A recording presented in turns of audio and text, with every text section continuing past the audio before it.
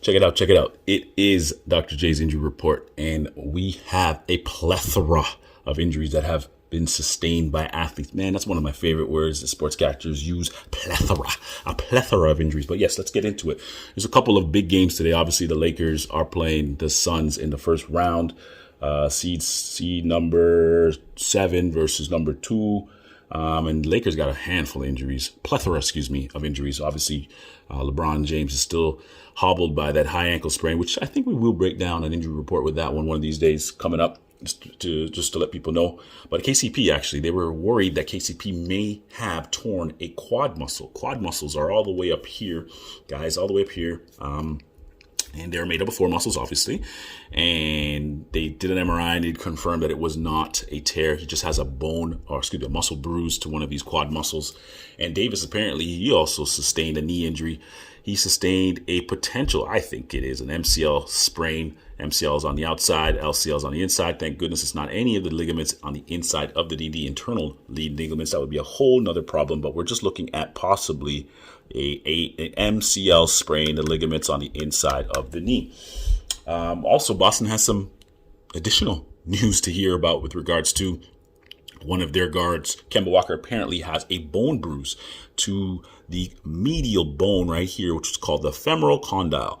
He probably just got kneed there, and he's going to play, obviously, but let's just bring that up. And obviously, Brown is not even on the court for them. He sustained a scapholunate ligament sprain. That's a fascinating injury. I want to break that one down for you guys on an injury report coming up.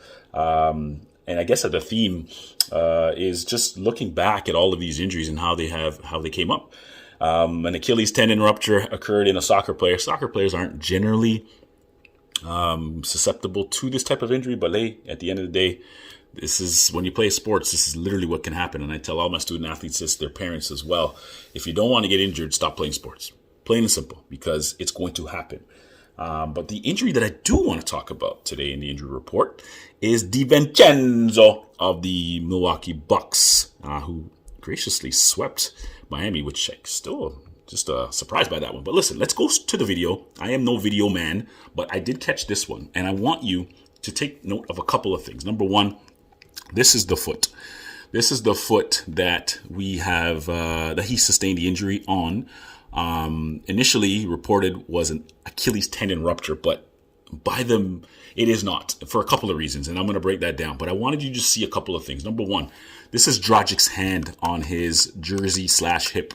And with any injury, and I've said this numerous times, with any injury, injuries occur as a result of force going through tissue that it is not prepared for. It is past the capacity of the tissue to withstand this force. So here we have a couple of forces. Number one, we have my boy DiVincezo going to the hoop to do some damage. So he has his own personal force, and then the force of his foot hitting the ground. And when anyone's foot hits the ground in this type of manner, you're going to have something called pronation. Your foot's going to collapse naturally, and you have tissue that is supposed to say, okay, I hit the ground, I'm going to absorb this force and make a move.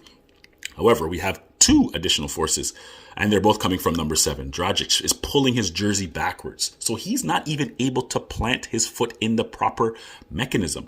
And if I could, and I had the level to do this, there's also an immense amount of translation of the tibia. The tibia bone, literally, it was parallel to his foot/ground as a result of the amount of force that he was providing to the floor. And again, as I mentioned, number 7, Dragic did, in my opinion, it's dirty at the end of the day. He grabbed his jersey, and at the last minute, he pushed him as well. So we had basically a rotation, a movement backwards and a rotation of his hip, which allowed that foot to plant further on the ground in a position that it wasn't prepared for. So let's watch the tape. Let's see what happened here. That's the point of injury. I'm going to back it up a little bit so you can actually see him go to the hoop.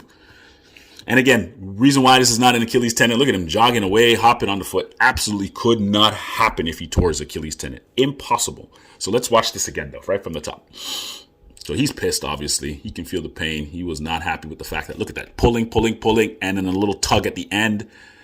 Not cool. And the ligament that I suspect that he injured. I'm going to break down for you in a second. Let's go to our model, our skeleton model. So here is the lower body. And let's just recap a couple things, actually.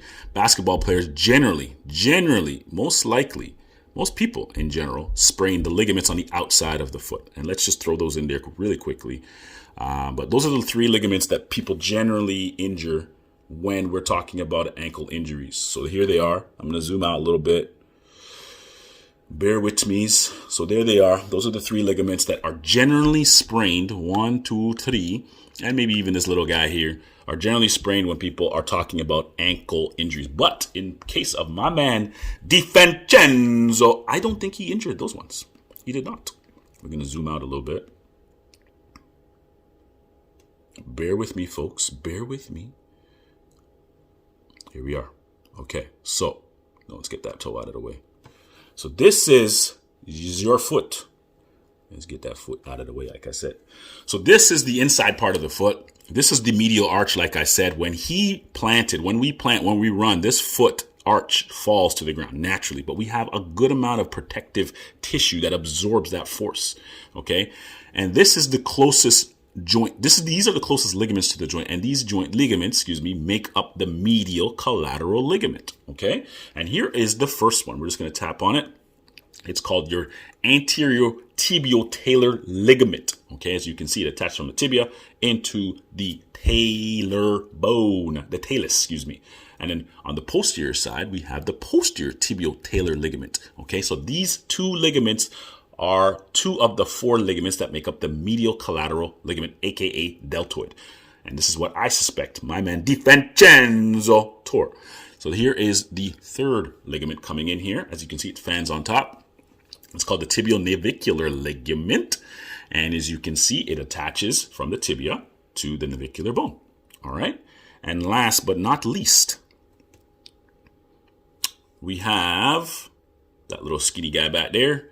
It's called the tibial-calcaneal ligament. As you can see, there's also some tendons running through also from the top of the foot.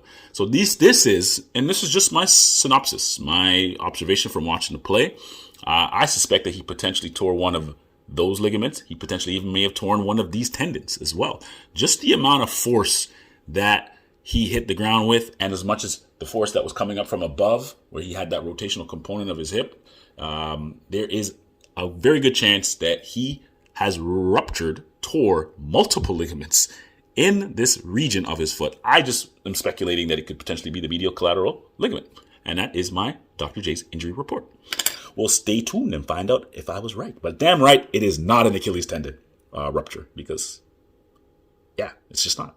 Take care, everyone. Let's enjoy the games. No more injuries unless you